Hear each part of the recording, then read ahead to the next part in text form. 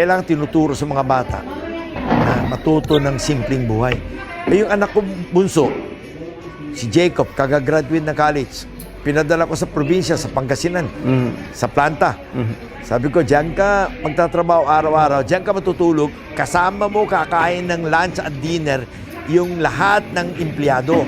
Huwag ka makakain-kain sa labas ng McDo kung ano-ano, ha? Dahil you are going to, as if, show them na hindi mo sila kapareho. Kailangan habang nandiyan ka, kasama mo sila. Kung ano yung kinakain nila, kung ano yung ginagawa nila, pareho lang kayo. At yung bihis mo, kailangan simpleng damit, t-shirt, at kung ano yung uniform doon, yun yung susuotin mo. Ganun ang suot ni Loco ngayon doon.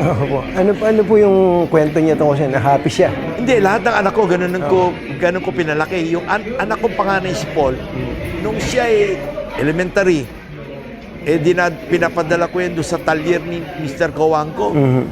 Pinapasamahan ko yan sa mga mekaniko niya. Every summer, nandun siya. Doon siya sumasabay kumakain ng tanghalian. Di nasanay siya. Ang tawag niya sa mga mekaniko, kuya. Ang tawag niya sa mga tubero at electrician, kuya.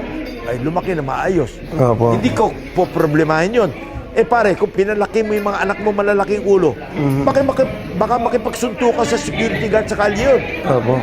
Pero pag pinalaki mo ng simpleng tao, ay, pare, hahaba na buhay nun. Ibig sabihin nun, lumaki yun ng simpleng tao. At kailangan yung kumain kung ano yung kinakain ng mga tao. Hindi sila lalaki ng ganun. Kailangan tayo magsabi sa kanila, ganun lang kayo. At huwag niyo bibigyan ng malaking baon.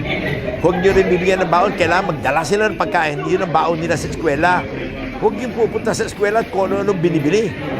Pinalaki ko sila na nagmeron sila laging baon papuntang eskwela. Yun ang kakainin nila. At wala silang bibiling kung ano-anong kalokohan na burloloy. Para mas matuto. Otherwise, pare, later on, hindi mo na makakausap yun. Mas mayabang pa kaya sa atin yun.